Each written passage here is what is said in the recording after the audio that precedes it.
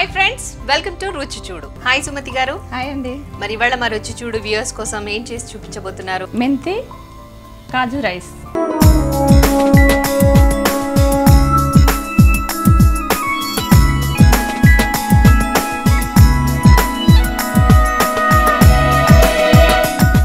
మెంతి కాజు రైస్. ఏంటి మీరు కాజు బాగా వాడతారా? హెల్దీ ఫుడ్ కదా. ఓకే, సో మెంతి కాజు రైస్కి కావాల్సిన ఇంగ్రీడియంట్స్ ఏంటో చెప్తారా? ఓకే అండి. రైస్, మెంతి కూర, కరివేపాకు, కొత్తిమీర, జీలకర్ర, సాల్ట్, వెల్లుల్లిపాయలు, కాజు, పచ్చిమిర్చి, ఆయిల్. సో కావాల్సిన పదార్థాలు చెప్పారు కదా, ప్రొసీజర్ చూద్దామా? చూద్దాం. ఫస్ట్ ఏం చేయాలి? ఫస్ట్ కడాయి పెట్టుకుందాం. సో రైస్ ముందుగానే ఉడికించి పెట్టేసుకున్నారా? మనం అన్నం తినడానికి ఎట్లాంటి రైస్ అయితే పొడి పొడిగా చేసుకొని పెట్టుకోవాలి రైస్. ఓకే. తర్వాత మెంతి కూర, కరివేపాకు, పచ్చిమిర్చి, వెల్లుల్లిపాయలు, కొత్తిమీర, జీలకర్ర, సాల్ట్ అన్ని మిక్స్ చేసుకోవాలండి. ఓ, అట్లా పేస్ట్ రెడీ చేసుకోవాలా? ఓకే. సో వ్యూయర్స్ చూస్తున్నారు కదండి, ఈ పేస్ట్ ఎలా రెడీ అయింది అంటే మెంతి కూర, అలాగే కరివేపాకు, కొత్తిమీర, వెల్లుల్లిపాయ, ఉప్పు, జీలకర్ర వీటన్నిటిని మిక్స్ చేసి ఇలా పేస్ట్ లాగా రెడీ చేసుకోవాలి. సో నెక్స్ట్ ఏం చేయాలి? నెక్స్ట్ దీంట్లో పచ్చిమిర్చి యాడ్ చేశారా? యాడ్ చేశాను. చేశారు. సో పచ్చిమిర్చి కూడా యాడ్ చేయాలి. ఓకే, నెక్స్ట్ ఆయిల్ వేసుకొని. ఓకే. ఎంత రైస్ తీసుకున్నారు మీరు? ఒక కప్ రైస్ అండి. ఒక కప్ రైస్ తీసుకున్నారు. ఓకే. సో ముందేగానే అన్నం ఉడికించుకొని పెట్టుకోవాలి రెడీగా. కొంచెం చల్లారిన రైస్ అయితేనే బాగుంటుంది కదా, బాగుంటుంది. పిల్లలకు మనం లంచ్ బాక్స్ కి ఇవ్వడానికి చాలా బాగుంటుంది. ఓకే, ఇష్టపడి తింటారు. అవును, ప్లేన్ రైస్ తినే వాళ్ళకంటే కూడా ఇట్లా ఏదైనా కర్రీస్ కలుపుకొని తినాలంటే వాళ్ళకి చేత కాదు కదా. ఓకే. మామూలుగా పెద్దవాళ్ళు కూడా నార్మల్ రైస్ తినడం కంటే ఇట్లాంటివి అయితే ఇష్టపడుతూ ఉంటారు. ఓకే. సో ఫస్ట్ నూనె వేసిన తర్వాత జీలకర్ర వేశారు. అంత పడుతుందా? దీనికి ఎక్కువ వేసుకోవాలండి, టేస్ట్ వస్తుంది. జీరా రైస్ చేసినంత వేస్తున్నారు కదా. తర్వాత కాజు. ఓకే. సో ఫస్ట్ ప్యాన్ పెట్టి తర్వాత దాంట్లో నూనె వేసి జీలకర్ర అండ్ కాజు వేసుకున్నాం. ఆల్రెడీ ఎలాగో పేస్ట్ రెడీగా ఉంది కదా. పేస్ట్ రెడీగా ఉంది అండ్ రైస్ రెడీగా ఉంది. చాలా సింపుల్ గా స్కూల్ కి వెళ్ళే పిల్లలకి అసలు అడావిడి పడక్కర్లేదు. మార్నింగ్ టైం లో ముందు నైట్ ఏమైనా చేసి పెట్టుకోవచ్చు అండి. వాటర్ యూజ్ చేయం కాబట్టి ఏం పాడవదు. ఓకే. కాకపోతే ఈ మనం ఏవైతే ఆకుకూరలు వాడుతున్నామో వాటిని కడిగి వాడితే బాగుంటుంది. కడిగి వాడాలండి కంపల్సరీ. సో మీకు స్వీట్స్ అంటే ఇష్టం అన్నారు కదా, ఏ స్వీట్స్ ఎక్కువగా చేస్తూ ఉంటారు మరి? అన్నీ చేస్తుంటానండి. చాలా క్వాంటిటీ తక్కువ చేయాలి, ఎవరు తినరు కదా ఇంట్లో. అవును, మీ ఒక్కరి కోసమే చేసుకుంటారా మరి? జనరల్ గా లేడీస్ ఏమనుకుంటారంటే ఏమో ఒక్కరి కోసం ఏం చేసుకోవాలి అని సాక్రిఫైజింగ్ నేచర్ ఎక్కువ ఉంటుంది కదా. ఫ్రెండ్స్ పార్టీస్ అయినప్పుడు బాగా చేస్తాను. చాయిస్ బాగుంటుంది తినడానికి. Okay okay. పేస్ట్ వేసుకుందాం. ఓకే. సో మనం రైస్, కాజు, జీలకర్ర వీటన్నిటికీ సరిపడంత ఆయిల్ వేసుకోవాలి కదా. ఇప్పుడు ఏంటి, ఈ పేస్ట్ పచ్చివాసన పోయేంత వరకు వేయించుకోవాలా? ఇది ఎక్కడ నేర్చుకున్నారు?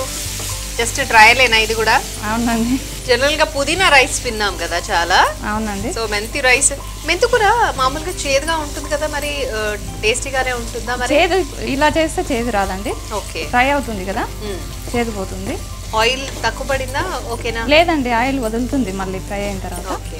సో అదంతా బాగా వేగిన తర్వాత అప్పుడు కానీ బయటకు వచ్చి ఆయిల్ ఏంటది. ఇప్పుడు ఏం వేస్తారు? వేగిపోయినట్టు కనబడుతుంది కదా, కొంచెం ఆయిల్ పైకి వచ్చినట్టుగా. నెక్స్ట్ ఏం చేయాలి? కొంచెం సాల్ట్ వేసుకున్నామండి, రైస్కి వేయలేదు కదా. Okay okay.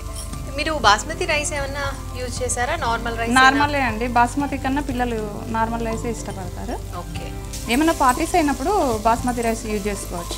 మనిషి ఎవరికైనా కొత్తగా ఎవరైనా ఇన్వైట్ చేసినప్పుడు, కిటీ పార్టీస్ అప్పుడు అలా చేస్తాం. సో వ్యూయర్స్ చూస్తున్నారు కదా, మీరు ఎప్పుడైనా కిటీ పార్టీస్ కానీ లేకపోతే మీ ఇంటికి ఎవరైనా గెస్ట్లు వస్తే కానీ టక్కున కావాలి అనుకుంటే మెంతి రైస్ చేసుకోవచ్చు. మెంతి రైస్లో నార్మల్ రైస్ బదులు అప్పుడు మీరు బాస్మతి రైస్ కనుక యూజ్ చేస్తే కొంచెం టేస్టీగా ఉంటుంది, వెరైటీగా ఉంటుంది. మీకు ఏమైనా టిప్స్ తెలుసా? చెప్పండి, ఏమైనా టిప్స్ మా కోసం. మీకోసం ఇట్లా స్లిమ్గా ఉండాలంటే ఏం చేయాలి? తక్కువ తినాలా? లేదండి, తక్కువ తింటే ఎనర్జీ ఉండదు. మళ్ళీ అన్ని వంటల్లో కాజు వాడాలి అంతేనా? కాజు వాడద్దు, అవసరమైనప్పుడే వాడాలి. ఓకే. ఫ్యాట్ వస్తుంది మళ్ళీ. అది చెప్పట్లేదు మీరు ఎట్లా స్లిమ్ గా ఉన్నారు? లేదండి, అలానే మామూలుగానే ఉంటాను నేను, అలా ఏం లేదు. సో దానికి సరిపడా రైస్ తీసుకున్నాము. సో ఇప్పుడు వేసిన ఉప్పు రెండింటికి సరిపోతుంది అంతేనా? మనం ముందుగా పేస్ట్లో వేసి మిక్సీ చేసాం కదండి, ఇప్పుడు రైస్ సరిపడా వేసాను. ఓకే. పచ్చిమిర్చి మళ్ళీ వాడాల్సిన అవసరం లేదా? ఇంకా పేస్ట్ లో వాడాం కాబట్టి లేదండి, ఇంకా అవసరం లేదు. ఇంకా అన్నానికి ఆ పేస్ట్ అంతా కలిస్తే అయిపోయినట్టేనా? అంతే అండి. చాలా ఈజీ వంటకాలు చేసి చూపిస్తున్నారు మాకు. అవునండి, కొత్తగా నేర్చుకున్న వాళ్ళంటే ఈజీగా ఉండాలి కదా. అవును, టైం కూడా ఇప్పుడు ఆఫీస్లోకి వెళ్ళే వాళ్ళకి టైం కూడా సేవ్ అవుతుంది. ఖచ్చితంగా. అంటే వర్కింగ్ విమెన్ కోసం అయితే ఇట్లాంటివి బాగా యూజ్ అవుతాయి. ఫాస్ట్గా ఉన్నాయి, అట్ ది సేమ్ టైం హెల్తీగా కూడా ఉన్నాయి. కాబట్టి ఈజీ టు ఏమంటారు, ప్రిపరేషన్కి ఈజీగానే ఉంది అండ్ టేస్టీగా కూడా అనిపించింది. హెల్తీ ఫుడ్ కూడా.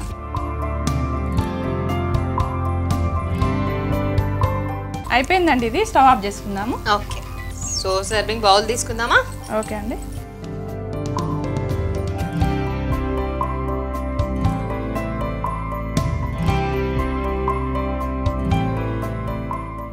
మెంతి కాజు రైస్ రెడీ అండి. టేస్ట్ చూసి చెప్పండి ఎలా ఉందో. తప్పకుండా అండి. సో వ్యూయర్స్ చూస్తున్నారు కదండి, మరి సుమతి గారు ప్రిపేర్ చేసిన మెంతి కాజు రైస్ నా చేతిలో రెడీగా ఉంది. దీని టేస్ట్ చూసి ఎలా ఉందో చెప్తాను. కాజుతో సహా తింటున్నా నేను.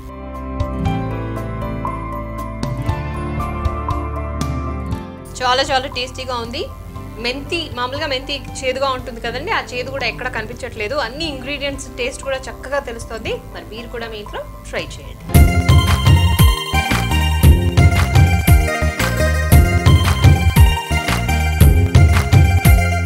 సుమతి గారు, మీరు ప్రిపేర్ చేసిన మెంతి కాజు రైస్ చాలా చాలా టేస్టీగా ఉందండి. మీరు కనుక రుచి చూడులో పార్టిసిపేట్ చేయాలి అనుకుంటే మమ్మల్ని సంప్రదించవలసిన మా ఫోన్ నెంబర్. మీరు కూడా రుచి చూడు కార్యక్రమంలో పాల్గొనాలనుకుంటున్నారా? అయితే మీరు సంప్రదించాల్సిన ఫోన్ నంబర్ 9010230555. సో ఇది ఇవాల్టి రుచి చూడు. రేపటి రుచి చూడులో మళ్ళీ కలుద్దాం. Till then by.